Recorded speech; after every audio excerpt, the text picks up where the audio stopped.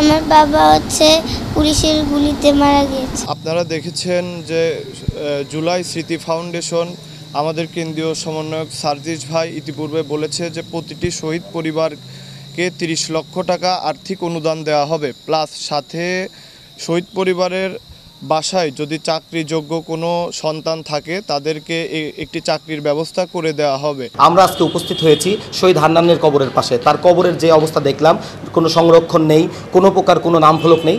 এই কবরটি সংরক্ষণ করার জন্য সরকারের নিকট জোর দাবি জানাচ্ছি। ও একটা গাড়ির সাইডে গেছে, সাইডে যাওয়ার পরে আমার হাজব্যান্ড হোন্ডা ঘুরাইতে নিছে, নেওয়ার পরে ওনাকে গুলি করা হয়েছে।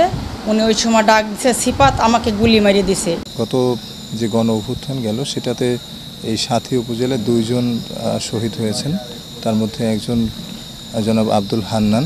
তো আমরা এর আগেও তাদের সাথে যোগাযোগ করেছি এবং অনলাইনে সকল তথ্য ইনপুট দেওয়া হয়েছে। সরকার থেকে এখন পর্যন্ত কোনো সহযোগিতা অর্থাৎ আর্থিক সহযোগিতা আসেনি।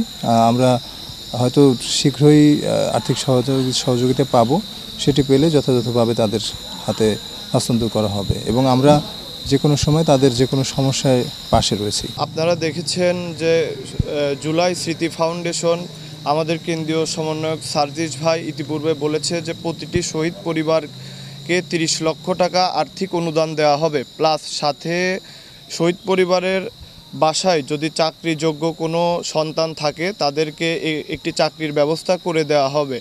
এছাড়াও আমরা প্রতিনিয়ত শহীদ পরিবারদের সাথে যোগাযোগ এবং তাদের সার্বিক যে প্রয়োজন, তাদের ওষুধ, পরবর্তী যারা আহত আছে আহতদের চিকিৎসা সার্বিকভাবে আমরা নিজেরা ছাত্ররা এখন পর্যন্ত আমাদের সরকারিভাবে তেমন কিছু আসি নাই, তারপরেও আমরা বেসরকারিভাবে আমরা নিজেরা উদ্যোগ নিয়েছি, তাদের সার্বিকভাবে সবসময় পাশে থাকার চেষ্টা করে যাচ্ছি। আমার বাবার নাম আব্দুল হান্নান খান, আর আমার বাবা পুলিশের গুলিতে মারা গিয়েছে। জুলাই আগস্টের এই গণ অভ্যুত্থান, এই বিপ্লবে যে সমস্ত শহীদরা আত্মত্যাগের বিনিময়ে এই গণ অভ্যুত্থান সফল হয়েছে, তাদের কবর সংরক্ষিত করা অত্যন্ত জরুরি, তাদের স্মৃতি অমলিন রাখা অত্যন্ত জরুরি। কারণ তাদের এই স্মৃতি শুধুমাত্র আমাদের ইতিহাসের জন্য নয়, ভবিষ্যৎ প্রজন্মের জন্য একটা শিক্ষণীয় উদাহরণ হয়ে থাকবে। আমরা আজকে উপস্থিত হয়েছি শহীদ হান্নানের কবরের পাশে। তার কবরের যে অবস্থা দেখলাম, কোনো সংরক্ষণ নেই, কোনো প্রকার কোনো নামফলক নেই। এই কবরটি সংরক্ষণ করার জন্য সরকারের নিকট জোর দাবি জানাচ্ছি। সেই সাথে আমার দল, জেলা স্বেচ্ছাসেবক দল, এই কবর সংরক্ষণ সহ এইখানে নামফলক দেওয়ার জন্য প্রয়োজনীয় ব্যবস্থা গ্রহণ করবে। উনি এয়ারফোর্সে মিলিটারি ইঞ্জিনিয়ারিং সার্ভিসে MSc চাকরি করতেন।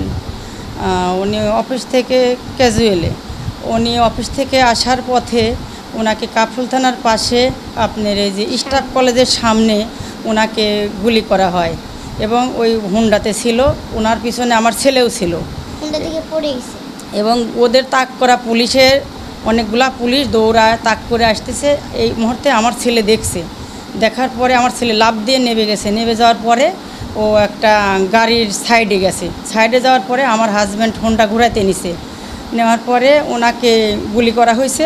উনি ওই সময় ডাক দিছে সিপাত, আমাকে গুলি মারিয়ে দিছে।